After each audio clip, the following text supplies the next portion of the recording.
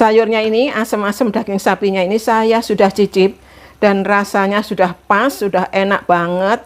Untuk asinnya, manisnya, asemnya semua dapat. Jadi sangat-sangat segar teman-teman. Perpaduan antara belimbing wuluh atau belimbing sayur, kemudian juga tomat hijau dan merah, ini membuat masakan ini sangat segar. Halo, apa kabar semuanya? Pada baik-baik, pada sehat semuanya ya tentunya. Hari ini Dapur Cantik akan menampilkan resep masakan daging sapi sehari-hari, yaitu asam-asam daging sapi. Masakan ini sangat enak ya teman-teman, dan masakan ini berasal dari Jawa Tengah, namun sekarang juga populer di Jawa Timur. Bagaimana cara membuatnya dan apa saja bahan-bahan yang dibutuhkan? Ayo simak terus ya teman-teman, kita mulai memasaknya hingga selesainya nanti.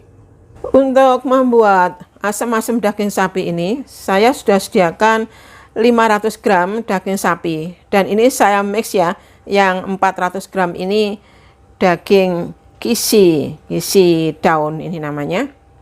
Kemudian yang 100 gram ini sandung lamur. Nah teman-teman, kalau mau menggunakan daging yang bagian manapun juga bebas saja ya, boleh-boleh saja. Untuk dibuat asam-asam daging sapi ini semuanya bisa dan semuanya enak. Saya juga sediakan wortel dan buncis sebagai isian asam-asam daging sapi nanti. Ini semua bahan bumbu-bumbunya untuk membuat asam-asam daging sapi nanti ya. Yang mana ini nanti semua hanya diiris-iris tipis dan digeprek sebagian, jadi tidak ada yang dihaluskan. Sekarang saya akan potong dulu daging sapinya ini ya teman-teman. Nah, saya motong dengan ukuran sekian, agak persegi panjang ya.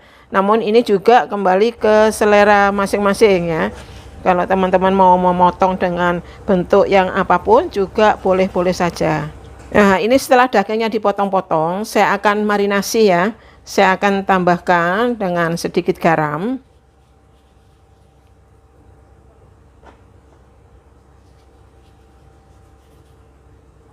Juga saya tambahkan sedikit merica bubuk. Berikutnya saya tambahkan nanas yang sudah diparut. Ini untuk membantu proses pengempukan dagingnya ya. Dan ini tidak usah banyak-banyak, sedikit saja nanasnya. Nah sekarang saya akan ratakan ya untuk daging beserta bahan marinasinya tadi. Ada garam, merica, juga nanas. Nah dengan marinasi ini tentunya dagingnya akan terasa lebih sedap ya, karena ada bumbu yang akan meresap di dalamnya dan juga membantu proses pengempukan dengan adanya nanas yang sudah diparut ini. Ini sampai merata ya teman-teman. Ini sudah merata ya teman-teman untuk bahan bumbunya marinasi tadi. Nah ini saya diamkan sekitar 10-15 menit sebelum dimasak dengan proses selanjutnya ya. Untuk wortel dan buncisnya saya juga akan potong-potong ya.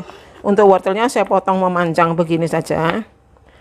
Dan kembali lagi ini juga selera teman-teman ya, mau dipotong dengan bentuk yang lain beda-beda juga boleh saja.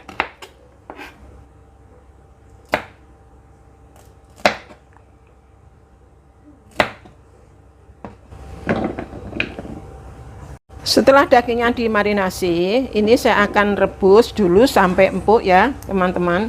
Dan sudah saya sediakan air yang sudah mendidih sebanyak 2,5 liter.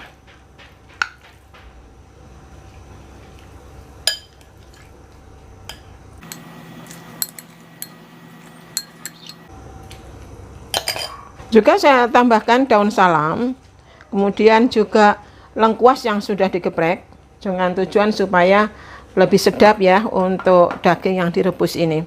Sambil menunggu dagingnya ini empuk, saya akan menumis bumbu yang sudah disiapkan tadi terlebih dulu ya.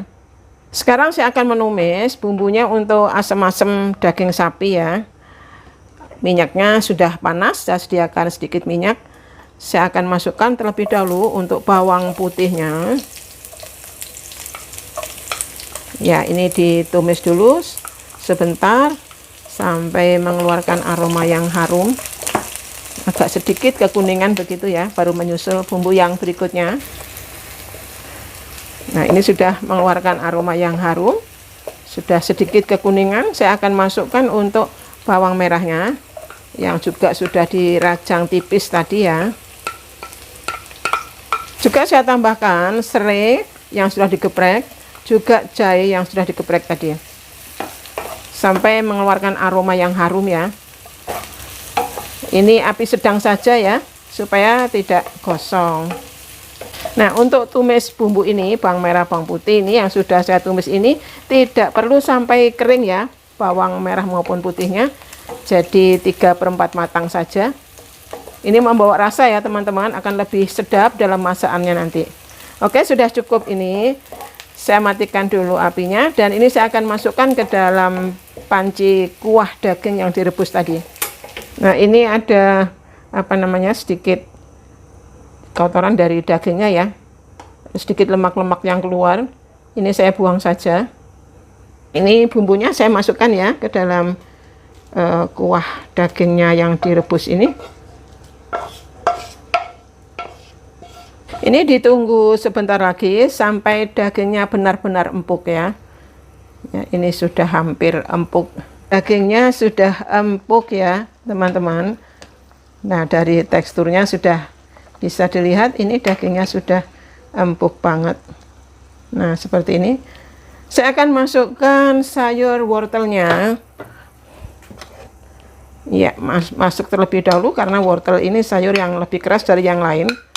Jadi saya masukkan terlebih dulu. Ini ditunggu sampai kuahnya mendidih lagi dan juga sampai wortelnya ini setengah matang ya.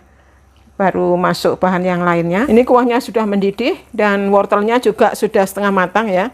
Saya akan masukkan buncisnya.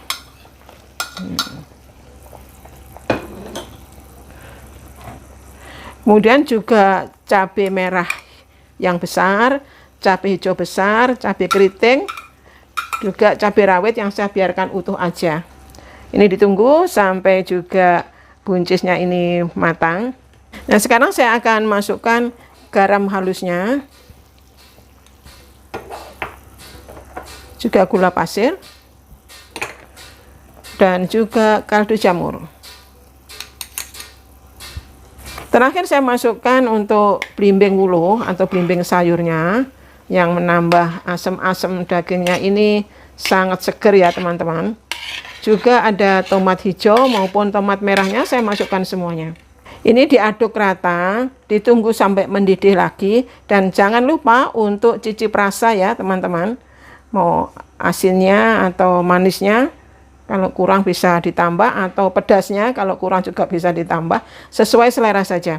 Sayurnya ini, asam-asam daging sapinya ini saya sudah cicip, dan rasanya sudah pas, sudah enak banget. Untuk asinnya, manisnya, asamnya, semua dapat. Jadi sangat-sangat segar teman-teman, perpaduan antara belimbing wuluh atau belimbing sayur, kemudian juga tomat hijau dan merah. Ini membuat masakan ini sangat segar. Dan cara membuatnya pun sangat mudah ya, untuk teman-teman yang tadi memperhatikan serius. Kalau mau membuat sendiri, pasti bisa memasaknya sendiri. Terima kasih untuk teman-teman yang sudah setia mendukung Dapur Cantik Channel. Bagi yang belum subscribe, silahkan subscribe dan tekan tombol loncengnya, maupun share kepada teman-teman yang lain, maupun juga like dan komen-komennya pasti saya tunggu, supaya saya bisa lebih semangat lagi untuk menampilkan menu-menu berikutnya. Terima kasih, sampai jumpa lagi di Dapur Cantik Channel dalam menu-menu berikutnya. Dadah!